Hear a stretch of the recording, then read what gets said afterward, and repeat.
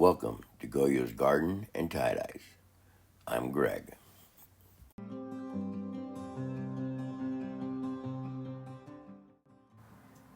All right, I'm back.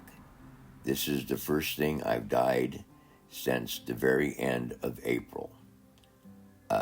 It's an Old Navy summer dress, spaghetti strap, I guess, and it has a slip inside of it. I was going to do a fan fold on it, but with that slip is just too bulky and it didn't want to work. So next best thing, nice and easy for my first one out of the gate here, I'm just going to twist it up. Easier said than done because like I said, it's very bulky in the middle of it. So I was making sure the pockets won't overlap in each other, just trying to keep it as thin down as possible. So I'm just going to start up top here and just start grabbing it and twisting. Let me tell you what, it feels good to be back out at the table. Definitely missed this. Okay, just trying to twist it up. And with this one, you don't need any rubber bands, no string, no nothing. I'd seen this on Fun Endeavor Tie-Dye Labs with Angie, and I made one other one. And I'm going to do a dye over ice. But this, like I said, so bulky with slip in it, I have to build a little taller barrier inside of my gutter. So I'm going to use my silicone cake molds. I just need to go up a couple inches and clip them to the sides, and hopefully we'll be able to hold enough ice. And I had turned everything off before I went in for my surgery, so there's no ice in the ice maker, but I had frozen a lot. And so when I went in to get some, I actually had a store-bought bag that I got before I got the ice maker. So I wanted to use it up, get it out of the way. So we will be using that. And like I said, I'm just going to use my silicone cake molds here, try to build up the side a little bit, and hopefully it'll hold the ice like I said. I wanted to use my bar ice. I always like to use the bar ice or the full sheet when I'm in the gutter because it just fits perfectly, covers everything, and if I have it on a higher setting, like 5, it'll just take one layer and that's it, and which is really nice. Just like as Steph would say, set it and forget it. But with cubes, I find I usually have to come back after about 6 hours or so after it melts and add another layer. Because I turn my workshop heater up to help the process when it's chilly in the evenings. And it seems to work pretty good. Okay, so once this is clipped, we're just going to throw on some ice on it then. I said, look, we're at the 3-minute mark, just a little over. And see how far we've come? This is a very simple project, especially if you're just starting out. You'll get a lot of bang for your buck out of this one. And it will be on an incline. But yeah, definitely don't like the bag ice. I got spoiled with my other ice. Tried to break it up the best I could. It just didn't want to get small enough for me. But it'll work.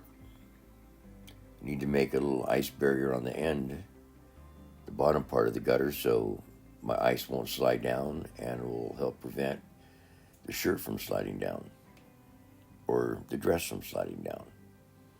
Okay? Silicone cake molds come in handy for a lot of things. And I do have a link for them in my description box. And I'm most likely just going to talk all the way through this one. It's my first one. I missed dying out here at the table, and I miss talking to everybody else out there. Man, I got a lot of subscribers when I was gone, or not gone, just down a little bit. But thank you to everybody that's supporting me. I really appreciate it. And thanks for your patience. I hope to be posting a couple a week now and a little more after that once I get going. Slow process starting back up. I had a lot of cleaning up to do out there with all the dust and everything because I wasn't there. So I can't wait to continue on. And you'll probably get tired of hearing me talk. Yeah, this way here I just don't have to edit out too much. But this is unedited start to finish except for when I was away from the table. And the color that we'll be using is Violet Skies from Happy Cat Dyes. Look them up. All of her dyes are made for ice dyeing. Everything has a nice split to it. And if you like ice dyeing or hot water irrigation, this is the company for you. Dharma has some good splits on a few things, but Happy Cat's got them all. All right, and they said it's just going to be the dye over ice on this. And once we're done spreading the dye on it,